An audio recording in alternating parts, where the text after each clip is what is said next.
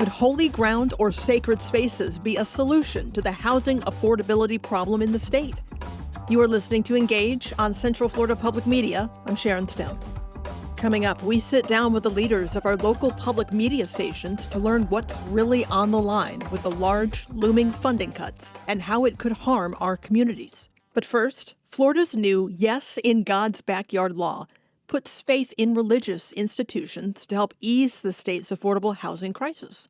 The law went into effect July 1st as an amendment to Florida's 2023 Live Local Act. Live Local changed several programs and policies to increase available affordable housing.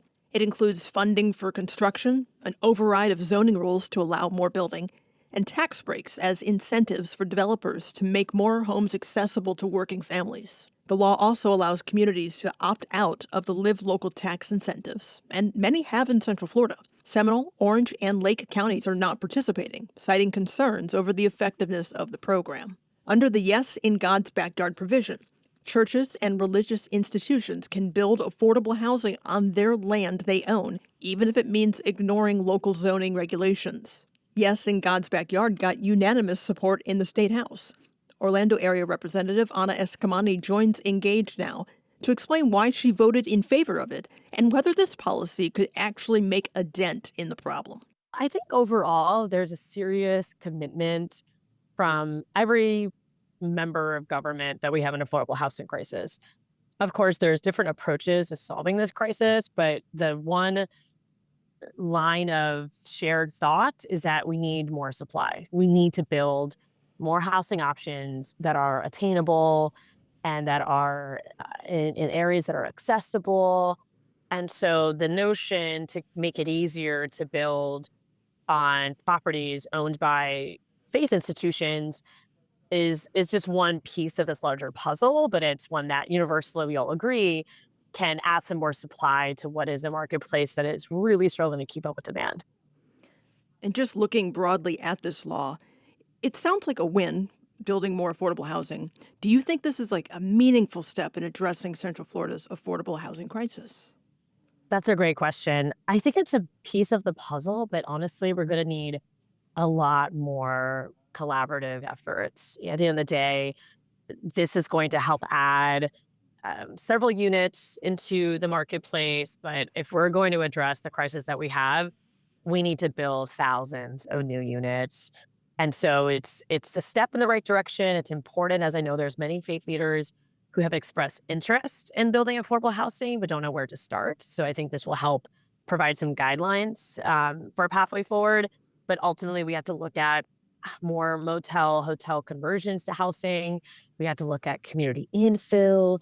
We have to look at land trust programs to prevent displacement. We really have to take the property insurance crisis more seriously. So there's a lot of other dynamics here, but I do think this is a step in the right direction, and I'm excited to see what takes place at the local level over time to try to create this process for locals. Can you help us understand what this would allow that wasn't previously allowed? Well, the local municipalities will still have the ability to create rules. And so I do think there's still a bit of a question mark around operationally, what will this actually look like within our neighborhoods? But it is attempting to eliminate some of the roadblocks in the bureaucracy of creating affordable housing and also try to counter what sometimes we see as NIMBYism, which is not my backyard mentality. Because at the end of the day, if you are a faith leader who wants to build affordable housing, you have to make sure you're also following the law to do it. And we've had situations where folks with good intentions, open up a shelter, open up some sort of housing structure, but it's not code compliant. There's real safety concerns. And of course, neighbors start uplifting their perspectives because they didn't have a chance to comment on it in the process. So one step is just to provide a guidance and the opportunity of local governments to create rules around this process. And then that kind of gives you the map that if you are a, a faith leader or someone who engages with your place of worship and there's an interest in pursuing such a project, it's not a blanket prohibition. There's actually a pathway forward to get it done. Why prioritize religious institutions? Is this putting too much responsibility on them? Well, I think everyone plays a role in the affordable housing crisis. And so many of our faith-based nonprofit organizations have already demonstrated not just a commitment to this issue, but expertise. We look around Central Florida, some of the most well-known organizations that work in this area include Christian Service Center, SALT Outreach, and other organizations that really ground themselves in a faith-based mission. With that said, it's the public-private partnerships that are going to make the difference. So, by no means do I think all the weight should fall on organizations that are faith-based. There are also so many secular organizations that do great work in this arena as well. But because many faith leaders have come to us asking for a pathway to make this possible, and we're seeing similar legislation in other states, it gave us an opportunity to champion this issue among many in the affordable housing crisis, and to at least try to give more tools in the toolbox. And that's something you are seeing within Central Florida? I'm hopeful. I think there's still going to be conversations at the county level around this topic. Orange County does also need to update policies as it pertains to the Live Local Act every single year before legislature tinkers with this law. Because there have been a lot of unintended consequences with the Live Local Act. And there's also been a lot of criticism that its impact is taking too slow to be felt. So I do think we as lawmakers have a lot more work to do, but it has to be done in partnership with locals. And so I'm going to be working with our county government to see what rules that they're going to debate in their capacity that would allow for these projects to move forward. But we still have to wait to see what that final outcome will look like.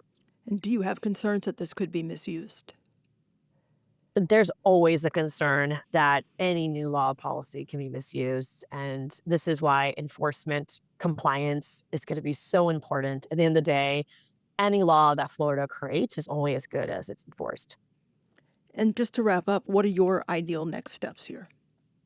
Well, the concept of yes in God's backyard, and this policy specifically, it's going to be having conversations with local government officials to see how they want to implement said policy, working with the public in opportunities for testimony.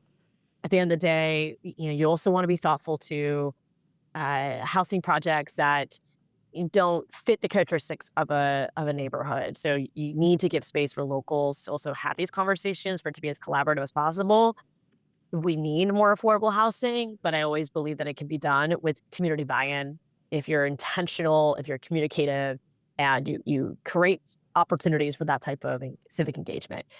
So that's what I want to see, and that's part of my next steps is to have those conversations and to hopefully support these projects get off the ground. I mean, we have so many private landowners throughout downtown, throughout Orange County, that are sitting on their properties and they don't feel the incentive to do anything with it.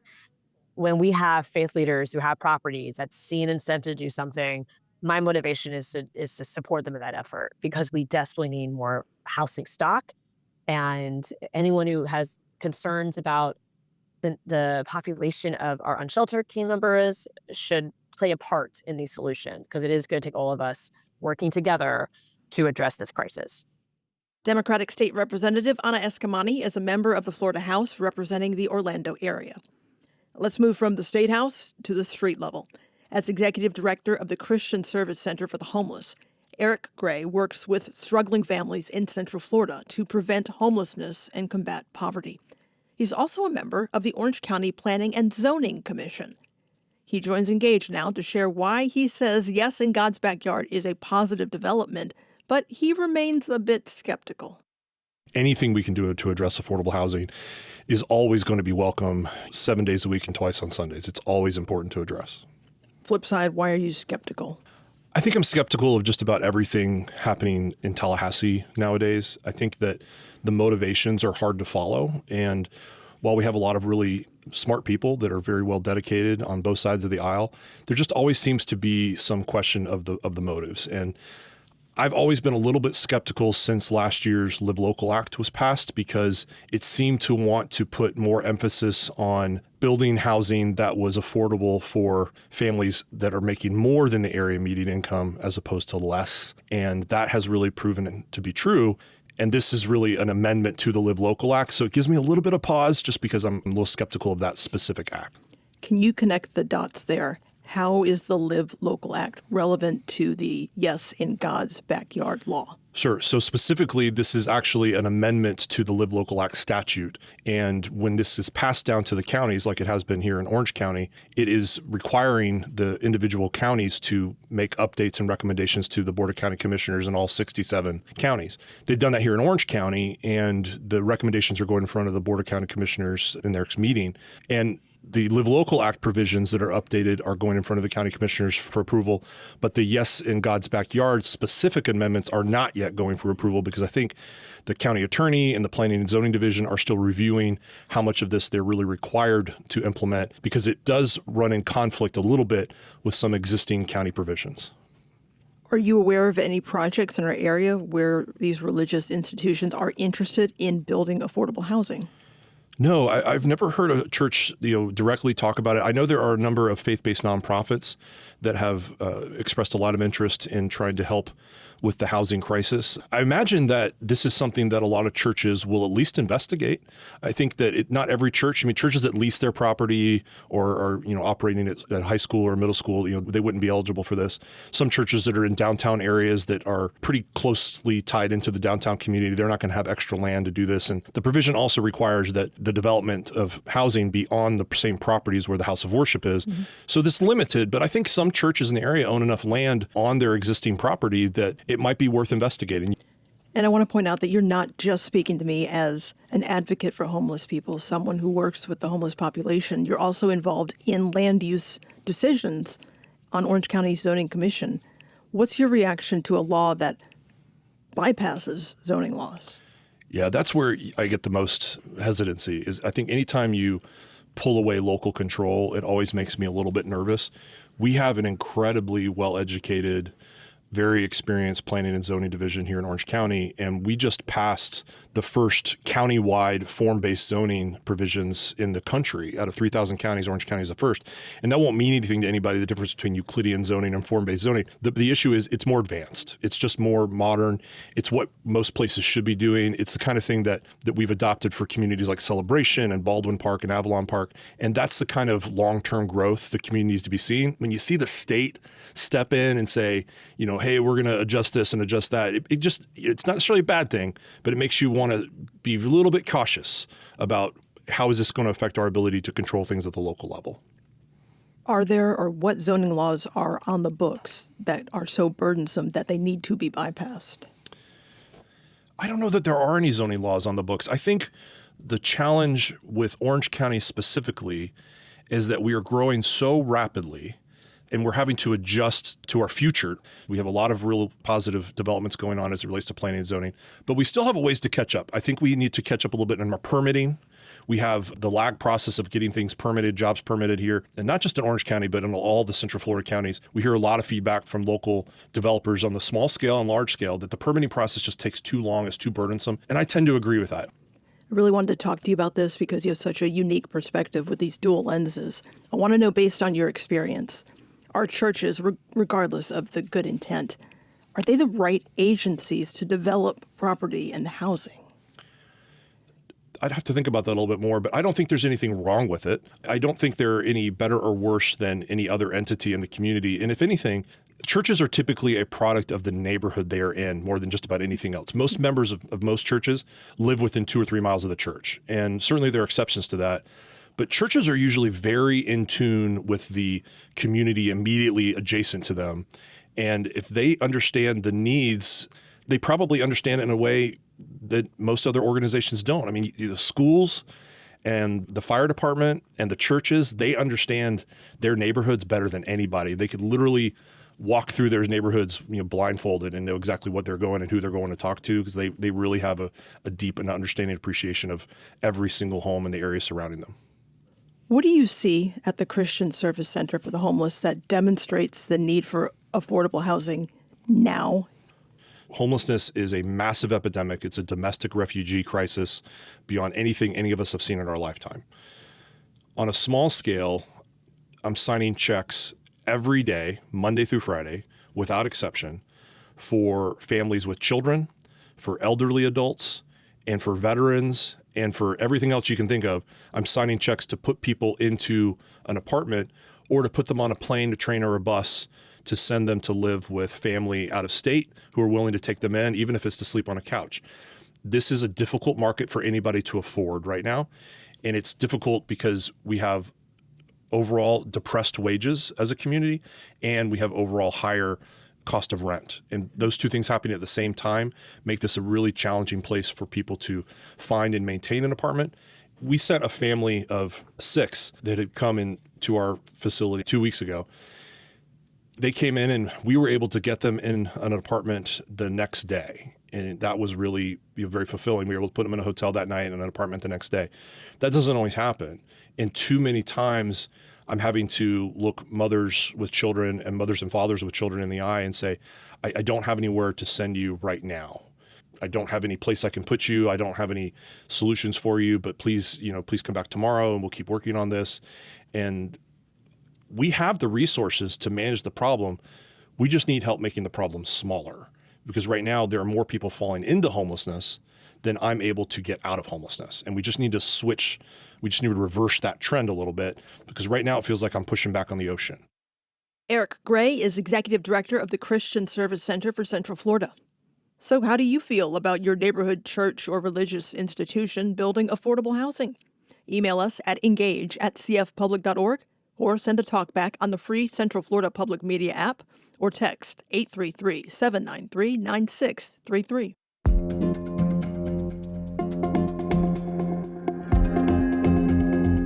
Next, a sit-down discussion with the leaders of your local NPR and PBS affiliate stations about the harm that will be caused by funding cuts. This is Engage on Central Florida Public Media. You're listening to Engage on Central Florida Public Media. I'm Sharon Stone. We are here to share your stories, to lead community conversations, and provide fact-based, trustworthy journalism grounded in listening. So we don't normally make ourselves the story, but there are things happening to public media right now that impact not only us, but potentially the services we are able to provide for you. You're listening to Engage on Central Florida Public Media, a member of the public media system of local radio and TV stations. The current affairs shows, educational programming for kids, and emergency alerts the stations provide, in addition to many other offerings, are paid for in part by the Corporation for Public Broadcasting, CPB.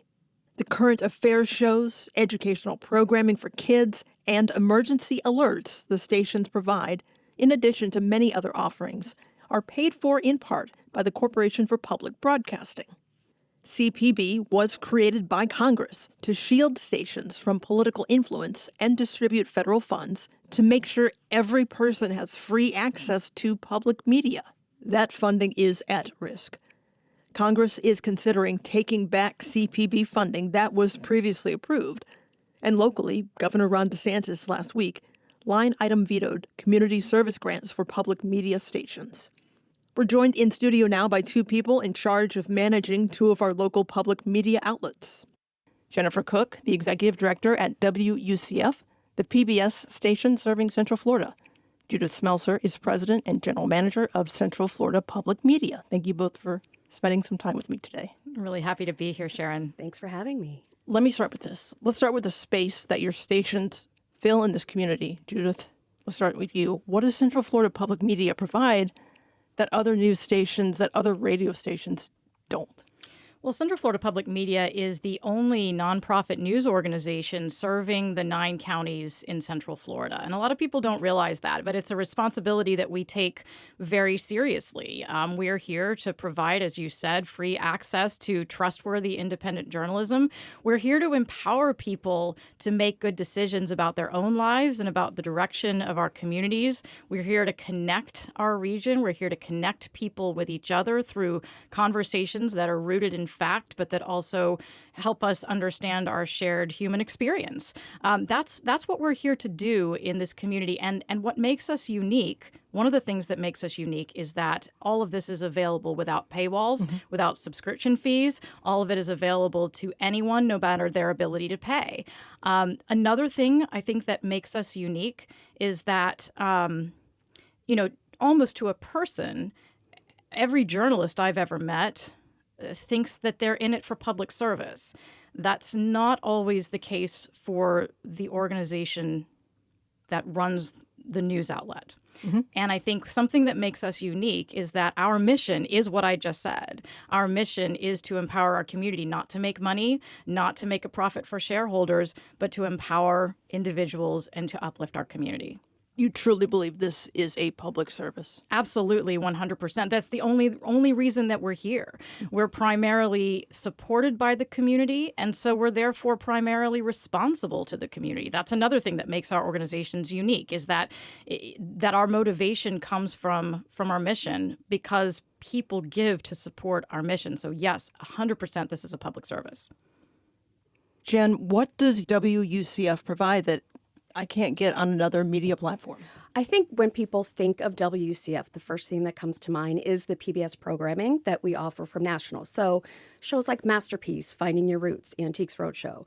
That is at our core what we offer from the PBS end of the world.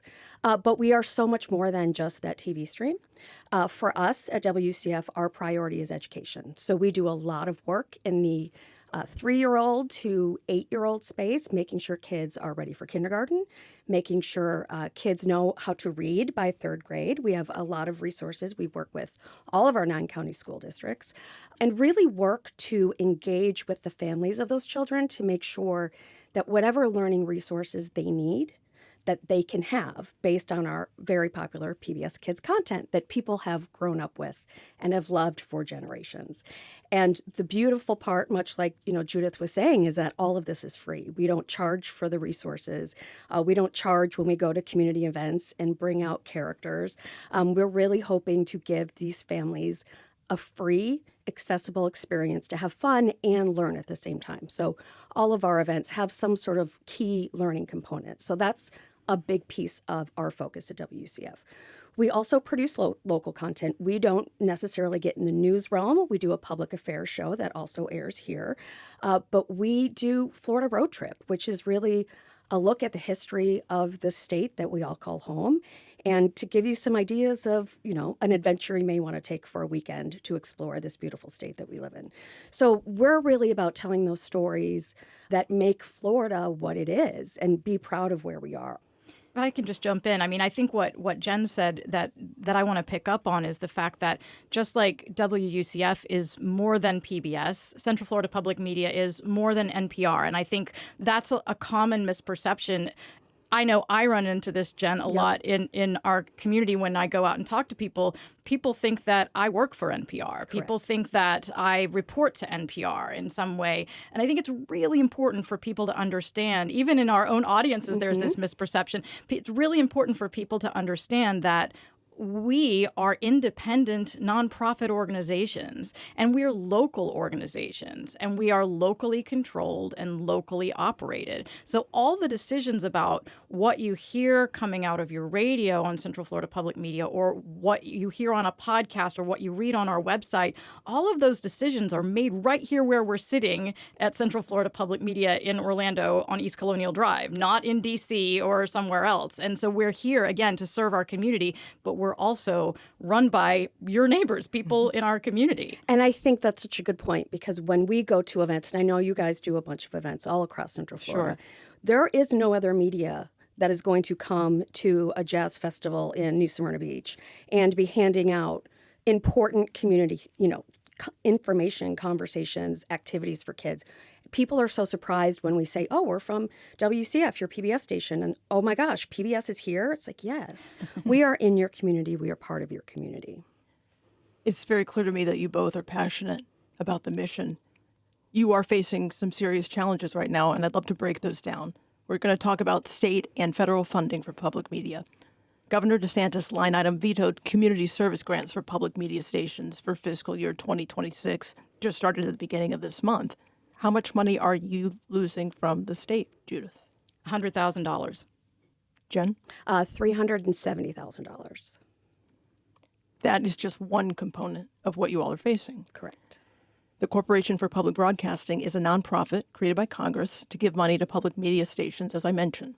Now, the U.S. House approved a rescission package. Now the Senate's going to vote on that proposal to take back CPB funding that was already appropriated for 2 years. How dependent are you on this money, and how much will you lose? I'll start with you again, Judith.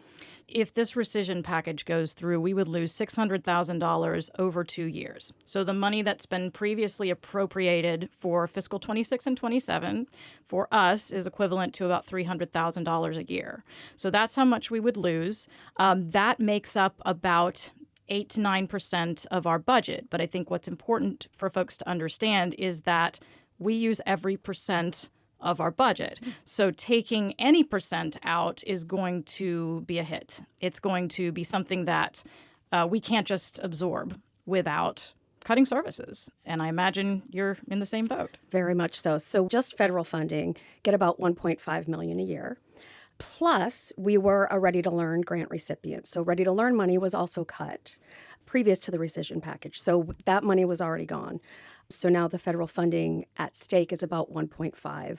So federal funding for us is about 10, 12%. State funding was about 6%. Sometimes hearing a lot of numbers can be overwhelming. I know. So I definitely want to break down just what is this going to mean. Before we move on to the impact, can either of you explain how can this even happen if the money was already locked in? Yes. Okay. So both of us have learned more about legislative procedure in the past 3 or 4 months than we ever hoped to. The fact of the matter is that, yes, Congress does generally appropriate most of the funding that we're talking about 2 years in advance. And the reason that Congress does this and has done this for 50 years is to preserve our editorial independence, which is something that our audiences depend on and count on, and part of what underlies our credibility. It also allows us to plan ahead. And so we have been counting on, and essentially we have been promised this funding for 2026 and 27 fiscal years. It's already been appropriated, signed into law, all of that. The White House has sent a proposal called a rescission proposal, and this is a legislative procedure that they're allowed to do, which asks Congress to approve taking back funding that it had previously appropriated. This has to be voted on, and there's a timeline, and there's a clock ticking on this. There's a timeline by which Congress has to do this. When the president sent the proposal to Congress, it started a 45-day clock, and that clock runs out July 18th, next Friday at midnight. So if that proposal is not acted upon by Congress by midnight on July 18th, it dies, and the funding has to be spent as it was originally intended. And it has already passed the House. Yes. And now it is sitting in the Senate, and the Senate may or may not add some amendments to the bill, take us out of the bill, unsure at this point. Right. If the Senate votes on it and passes it, it has to then go back to the House for another vote. And this all has to happen before July 18th. Yes. I really would like you both to respond to this. Now, critics argue that public media shouldn't be funded by taxpayers. What is your response? I'll start with you, Jen. I would say it's similar to a fire department. I pay taxes, and when I call 911, I hope someone shows up. I think if you were growing up with Fred Rogers, your kids are now growing up with Daniel Tiger. It's produced by the same people. It's the same message. Kids these days are in love with Daniel. He is our most popular person. No one has to pay for it. They have multiple apps on their whatever devices they have to play and interact with Daniel and his friends. And all of those resources are teaching your kid something, and you don't have to pay for it. We can become a paid service and go the way of a Disney or a Nickelodeon. I don't believe that's what people want at the end of the day. And I think as a community, it is one of those resources that we need to take care of each other and preserve kind of the backbone of society. And I think when you look at countries across the world, we are the lowest country per citizen that pays for public media. It's about $1.60 a citizen. If you look at countries, Japan, Norway, Denmark, they are in the $20, $30, $40, $50 per citizen. It's a really small investment for something that can bring society together in multiple ways. Judith Smelser, same question. Why should this be funded by taxpayer money? You know, about 57 years ago, Congress decided to invest in public media as a piece of civic infrastructure. Public media is civic infrastructure. Information is fundamental. It's the backbone of everything in our society. A free society, a democratic society, a society where the people are making decisions about how our government and our society works and is run cannot operate without reliable, trustworthy information.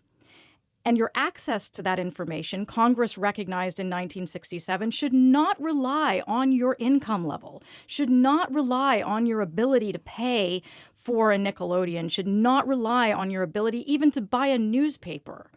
It shouldn't rely on your income level. It should be a fundamental right. Access to information and reporting on your community should be a fundamental right. And Congress recognized that in 1967. And what we need to do now is remind Congress that that's still the case in 2025. It's still a fundamental right. It's still part of the civic infrastructure, and it's still something that shouldn't depend on your ability to pay.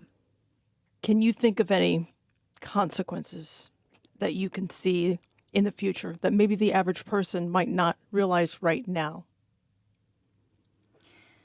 I think that the average person takes public media for granted. I think they think that we're always going to be here because we always have. And we want to continue to be something that people don't have to worry about. But the fact of the matter is, and I would say no matter what happens next week with this vote, the fact of the matter is that if we are going to take the position that our society needs us to take now, especially in the journalism space with the changes in the business model to how for-profit media is supported, if we are to take up that space and take up that mantle and fill that role, the community is going to have to think of us not as a luxury, but as a must-have. They're going to have to think of us and support us in the same way that they have long supported the arts and education and healthcare and social services. The community is going to have to think of us differently as a public good that deserves and needs public support from the community, from individuals, from philanthropy, from businesses, and from the government. It's multiple sources working together. And I think that's what most people may not realize is that we could go away. Not tomorrow. I want to be clear. Central Florida Public Media is not going anywhere next year if we lose this funding. Some of the things you love about Central Florida Public Media might go away. But we will be here and we will continue to serve this community. But I think eventually, if the community doesn't rise up and support this, eventually public media will wither away. It's not something you can take for granted. Judith Smelser is president and general manager of Central Florida Public Media. Jennifer Cook is the executive director at WUCF, the PBS station serving Central Florida. We continue our discussion about the services at stake for our communities. In recent years, we've seen the news media landscape shift away from local, independently owned entities like newspapers and TV and radio stations toward corporate conglomerates.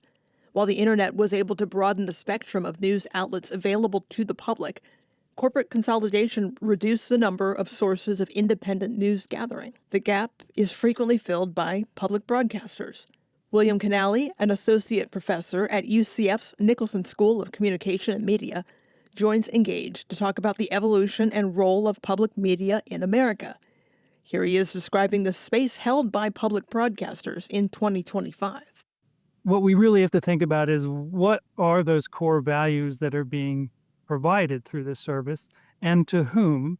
And so we have to think about, how, yes, what does the environment look like outside? Well, we've got streaming services that people have to pay to have access to for the most part, although we're seeing some change there. You've got, some sources that might be news related, but they're not necessarily connected to what we thought of in this early, 20th century into 21st century concepts of journalism with journalistic standards. And so we've got a lot of stuff flooding the zone while the public broadcast outlets have maintained, as I said, sort of that idea of consistency, right? There's a journalistic standard that we can expect from the news and information. There's an educational standard that's expected in the educational programming.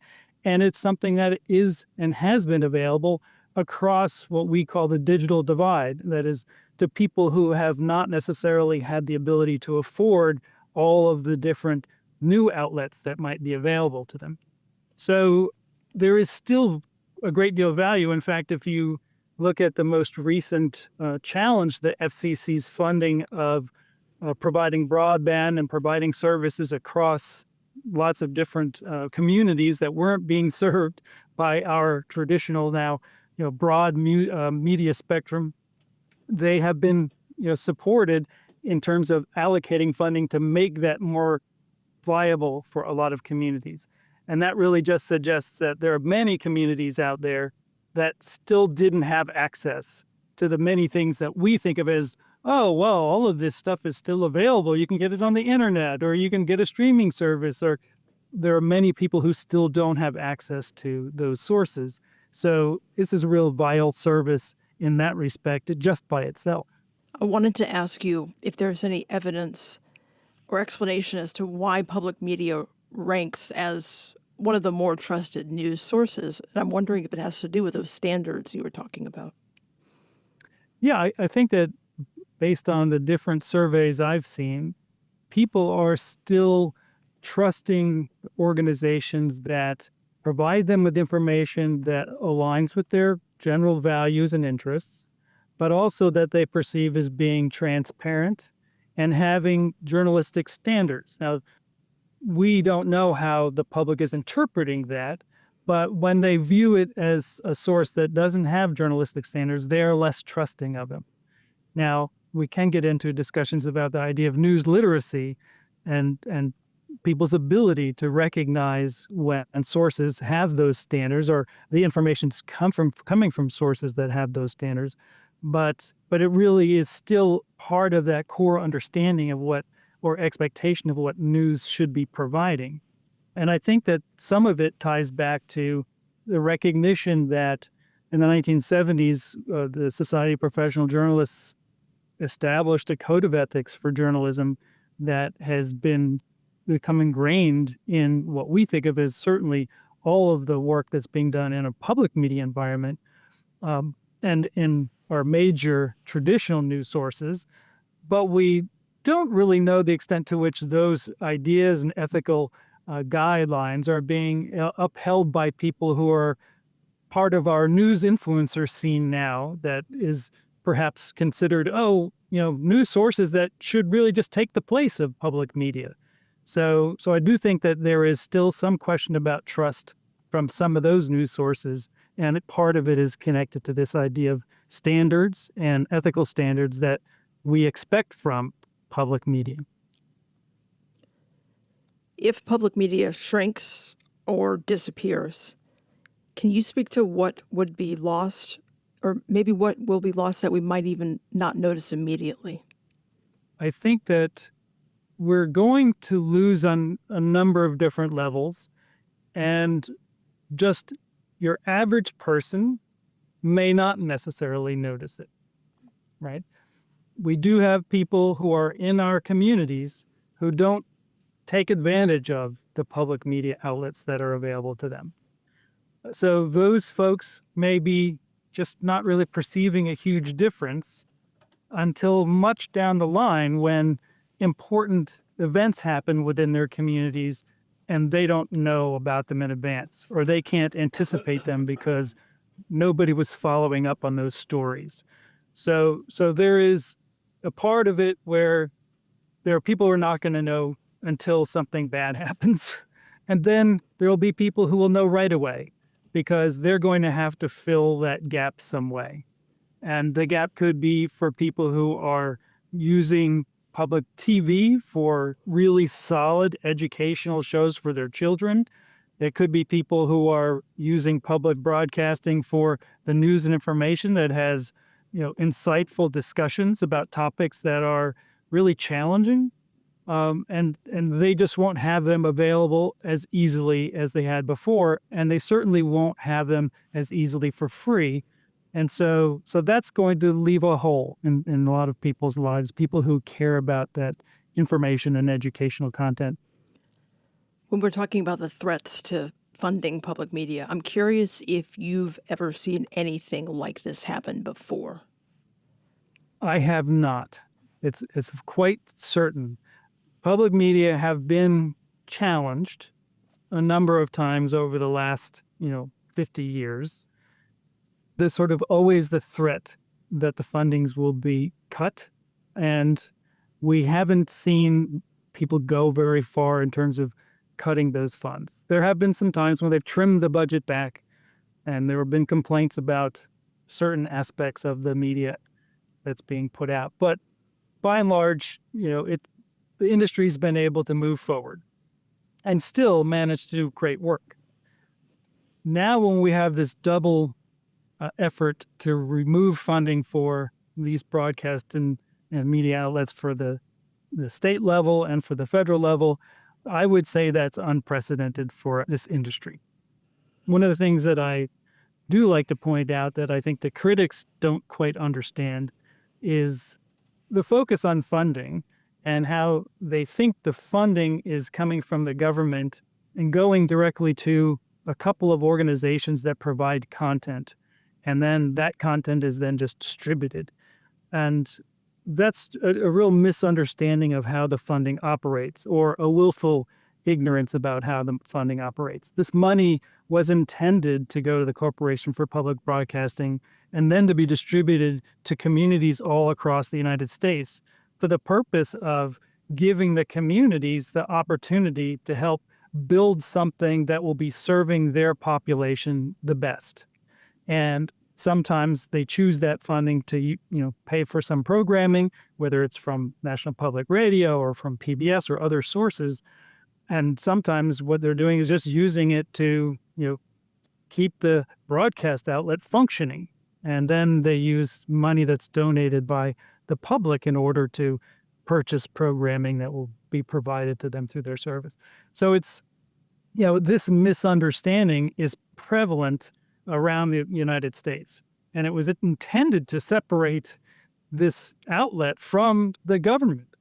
We didn't want it to be a government-controlled entity, but people are acting like, it is directly government funded, and that's really not what the goal was, and it's not how it operates now. William Canali is an associate professor in the Nicholson School of Communication and Media at UCF.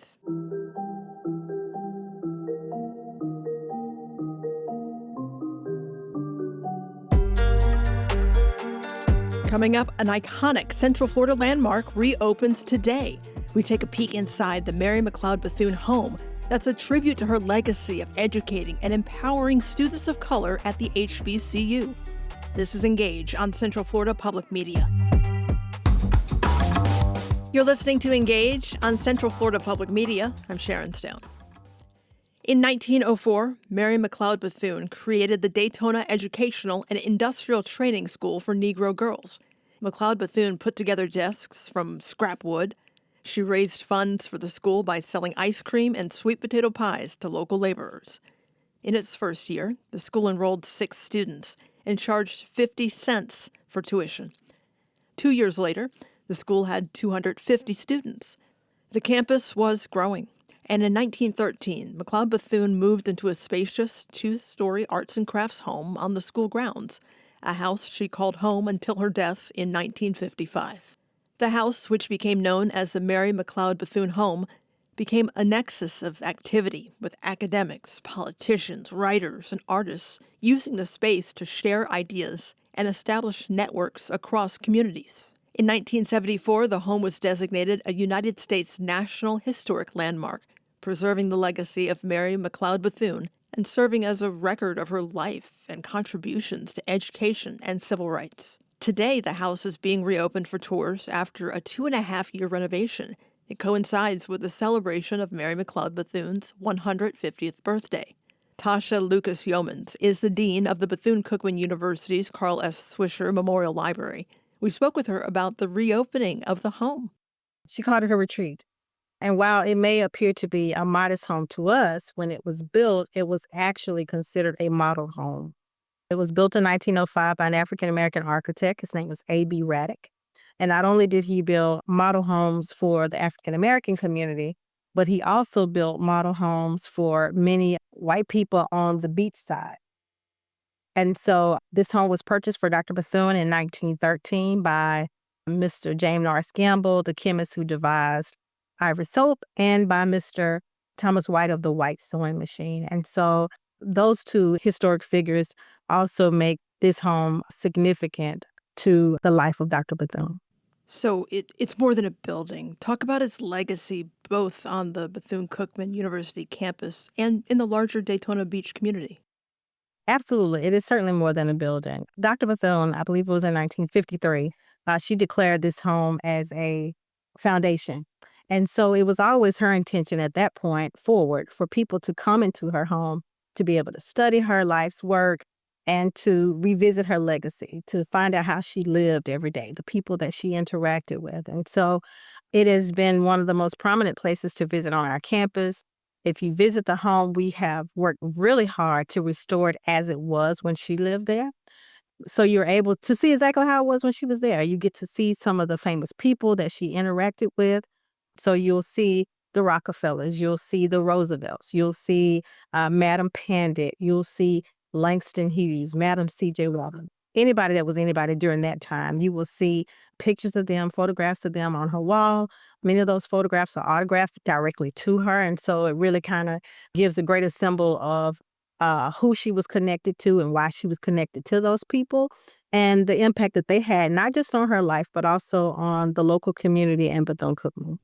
In touring the home, I know that there's china given to her from John D. Rockefeller on the table.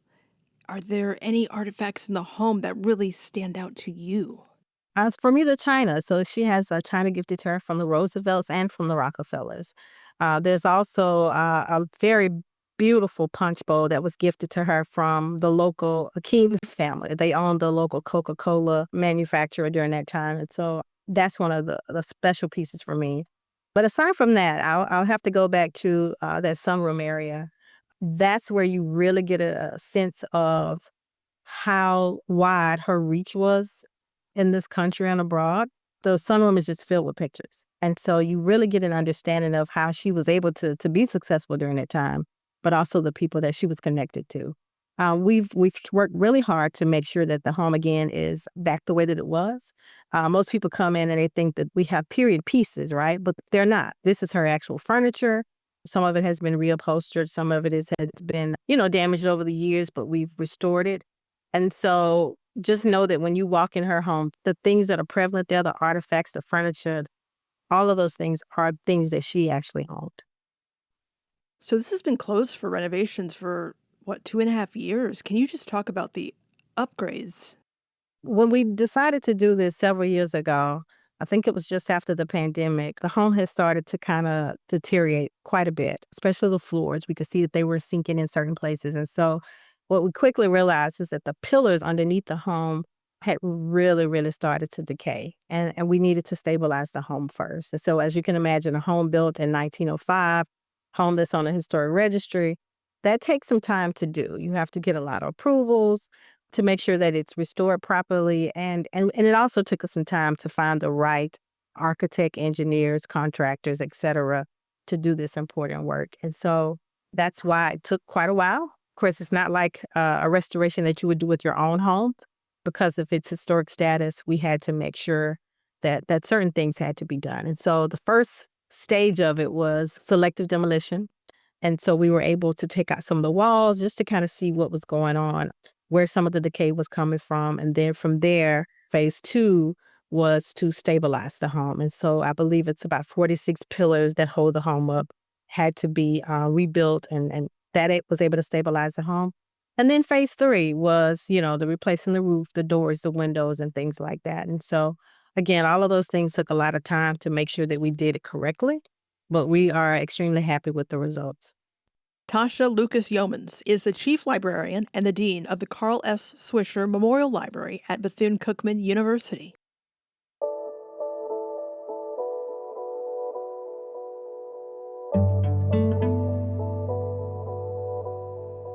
That's all for this week's edition of Engage.